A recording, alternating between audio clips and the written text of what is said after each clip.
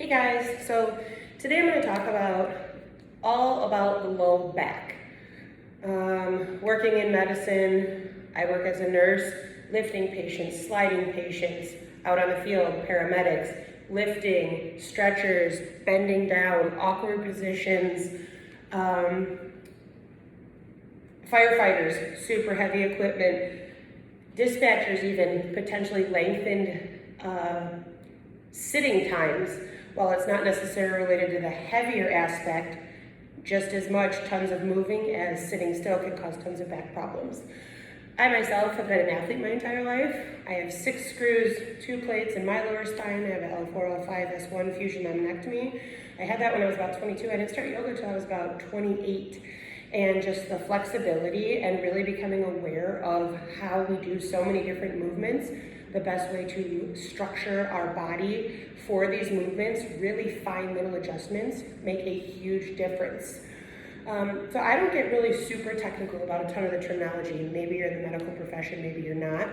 But for me, as a yoga instructor, in general, people don't want to hear all of the different terms, super in-depth. They just want things to be kept simple. So that's my goal for right now. So just some very basic anatomy. We have our low back, okay? Lumbar spine is one of the most common reasons for disability, injury on the job. And pretty much everybody I know has low back pain.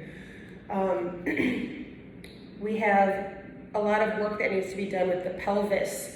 Okay, we don't realize that so many different aspects, our abs, our core, the muscles and tendons and ligaments that lead into our pelvis, the connecting points, our abductors and our adductors, muscles on the inner and outer thighs.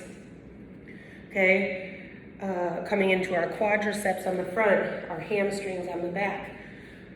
So many insertion points into the pelvis that I really want people to be aware of movements that go in there and how that can really affect low back pain. So I'm just going to go through some really simple cues that I discuss almost every single time I teach a yoga class because they're the most familiar or common reasons that people perform, not necessarily bad, but there's much better ways with really fine movements to get these positions to be more therapeutic, more helpful, and with consistent practice, really finding the benefits and how much they can really help. So I'm going to go through various types of poses, but really discussing the why and the how. So something is simple, and I'm going to give different options too, because maybe we can't all go down on the floor, especially at our jobs.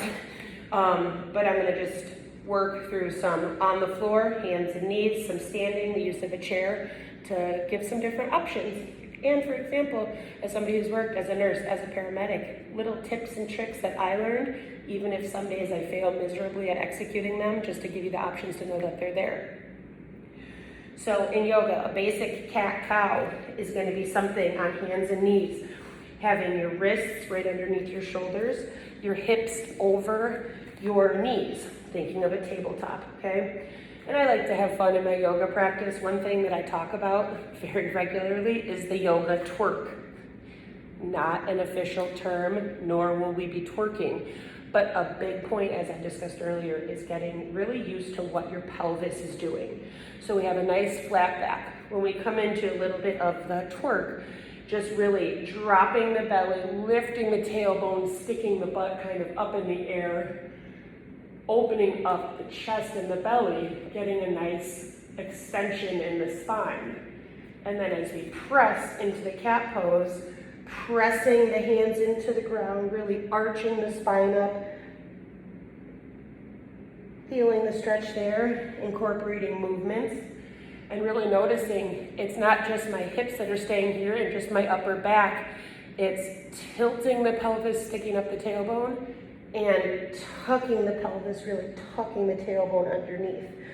Really getting used to where these movements happen and how they affect your lower back.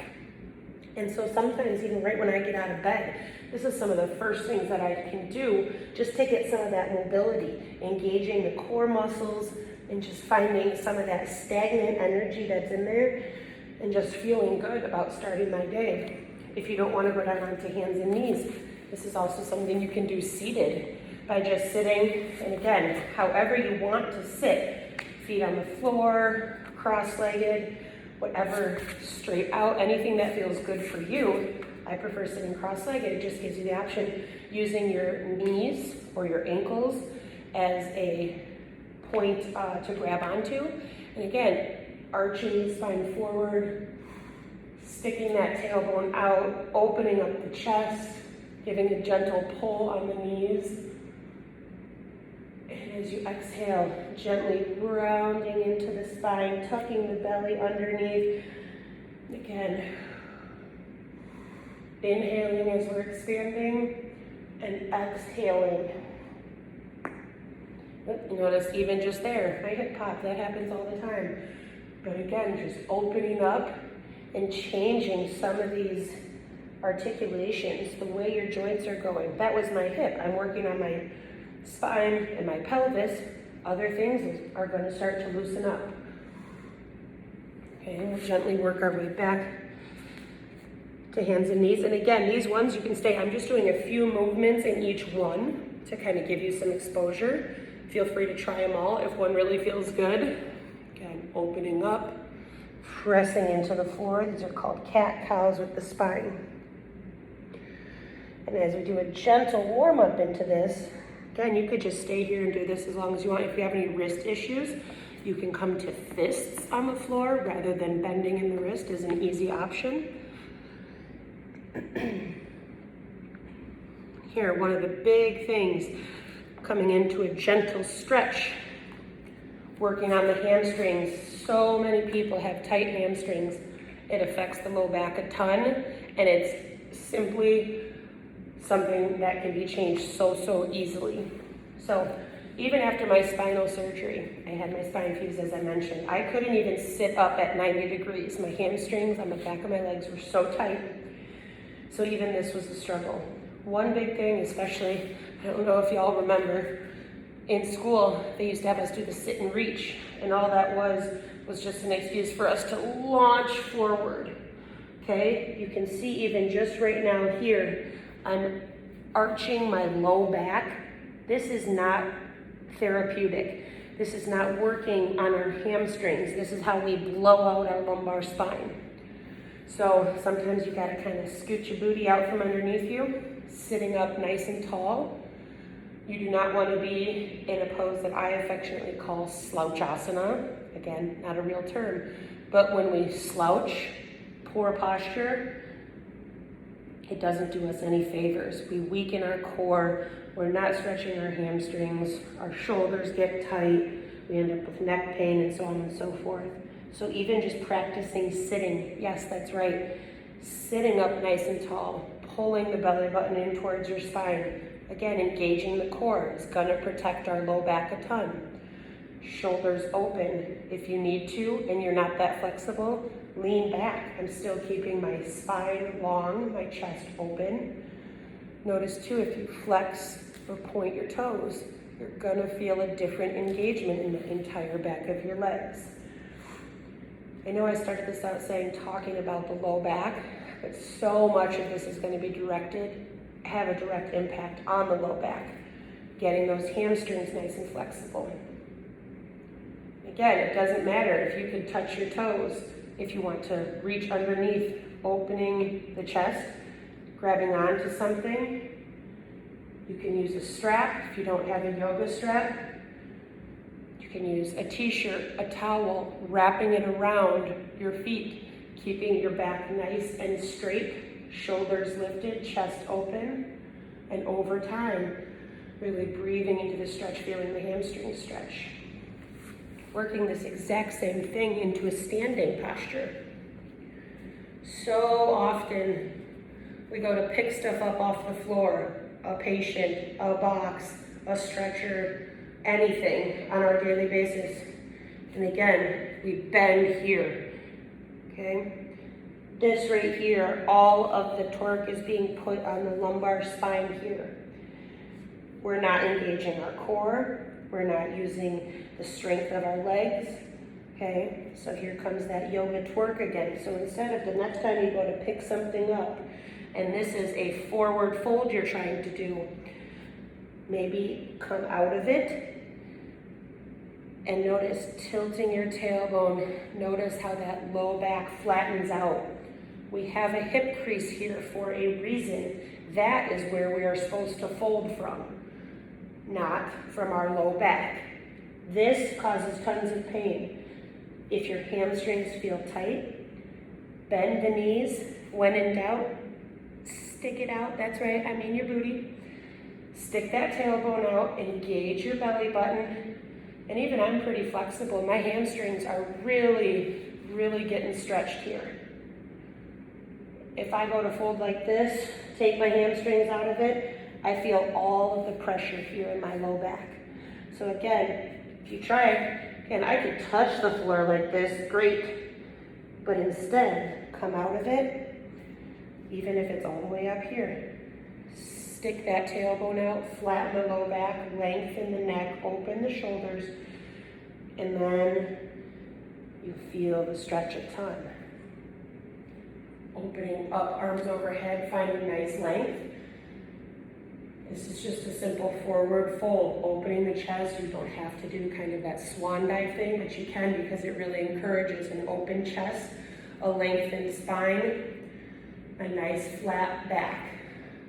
All the way down, again, bending from the hip crease, folding all the way forward, and then at the end, you can drop that upper back.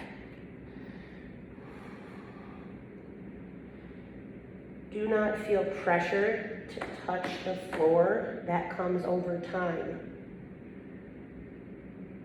To come out of it, walk the hands into a flat back. Take a breath here. Again, lengthening the spine, breathing. If you need to bend the knees a little bit, engage the belly button towards the spine. Open up out of it. This is something very simple. Half sun salutation. When I worked at the hospital, I used to talk to a lot of our nurses about taking a break. Sometimes we literally don't even get food or bathroom breaks. Obviously, we don't want to be like crawling around on the floor, touching the floor at work, but a simple half sun salutation.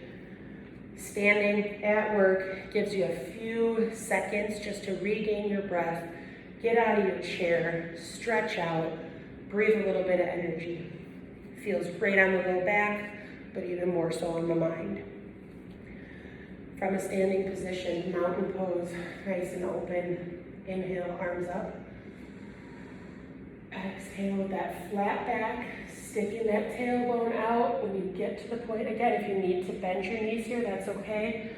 Forward fold. Inhale, flat back. Exhale, fold. Inhale, swoop all the way up.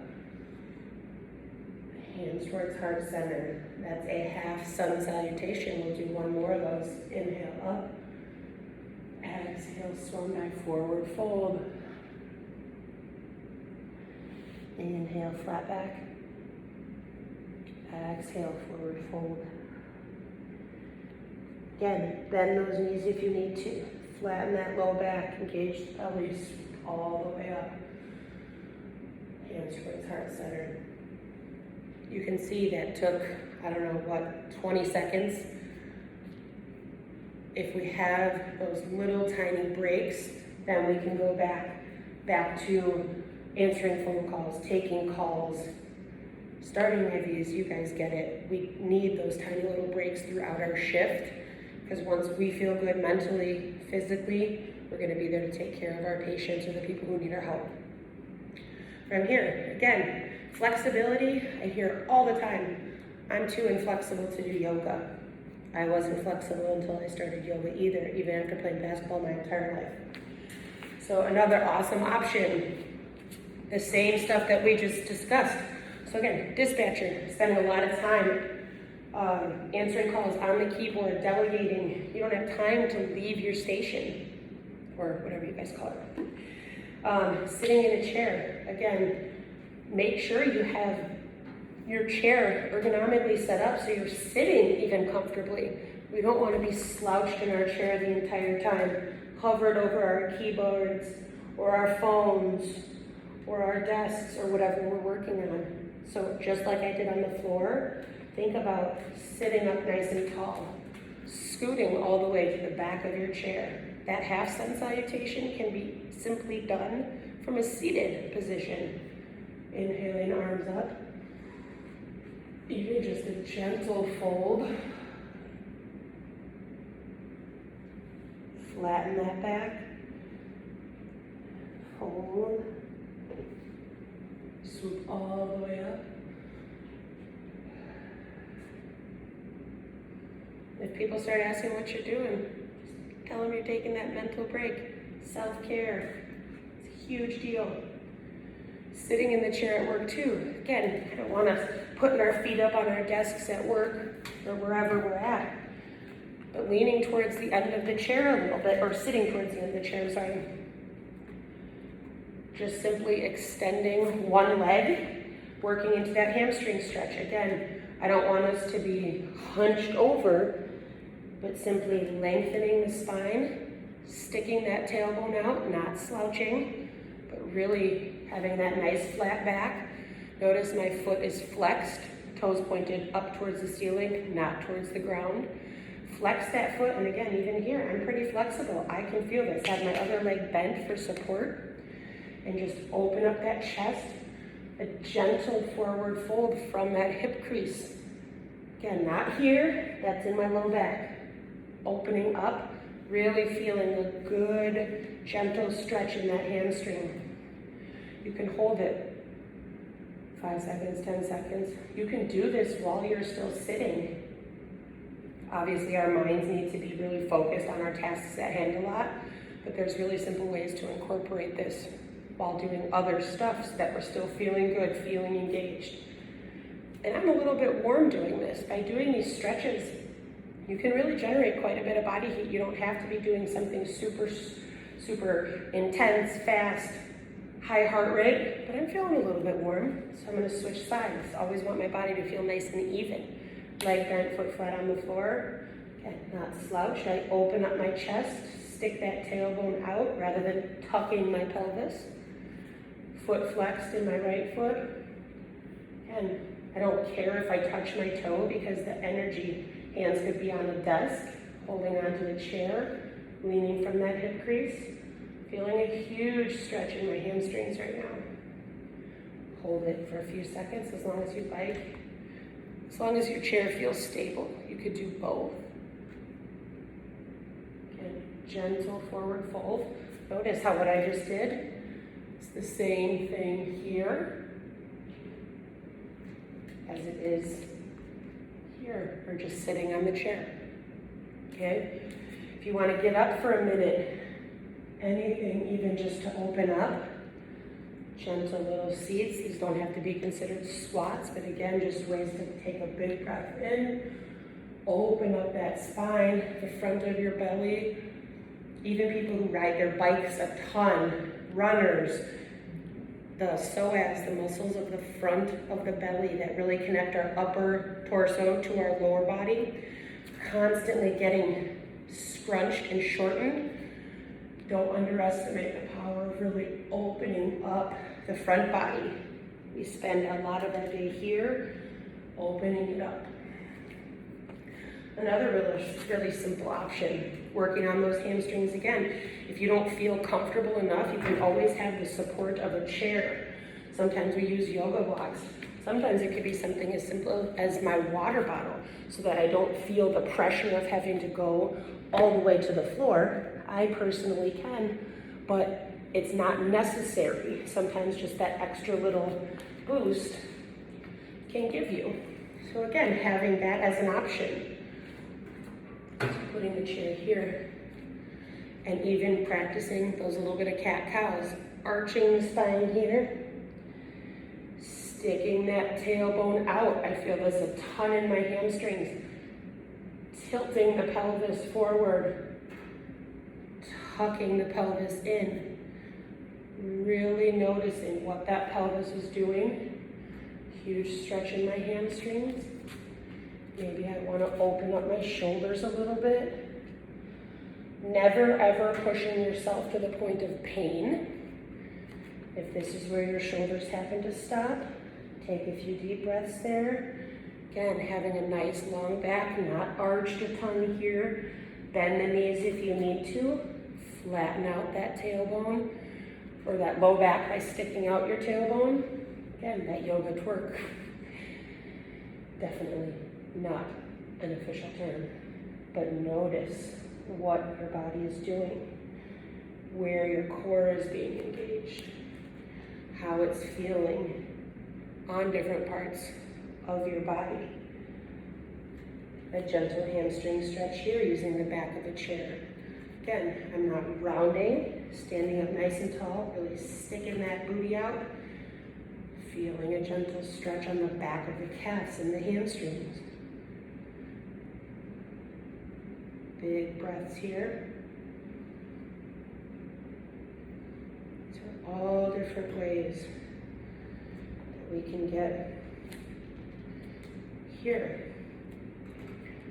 Getting into the front body, the front of the quads here. So you can have, right now I have my right foot forward, left foot is back. Notice if we really want to open up.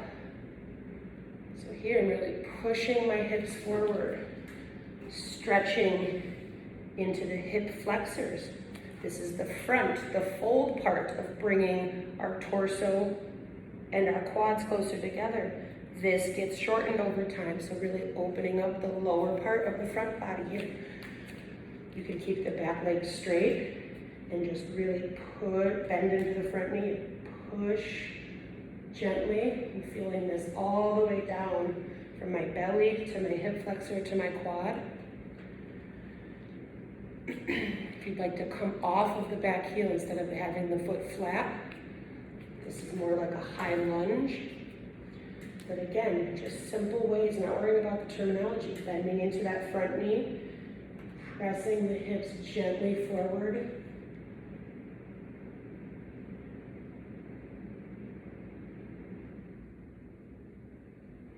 Here, when we're stretching the back of the legs, we really stick the tailbone out. When I'm here, I'm really tucking the tailbone underneath, so not sticking my booty out this time, tucking, and it's really gonna stretch the front body. And I can switch sides. So this time I have my right foot back. Again, before I even really start to stretch, tucking my tailbone underneath. Again, I'm pretty flexible, and I feel that just by simple movements of the pelvis, tilting forward or back. So here, not sticking my booty out, but tucking the tailbone underneath, really pressing through my back leg. Using the chair for support. Holding it as long as feels good. You can be up off the back heel, foot flat, and just a gentle press. When I feel done, taking your time, whatever is feeling good for you. No matter what, you can use various props. Just to review, really paying attention. What is our pelvis doing? Where are we bending from?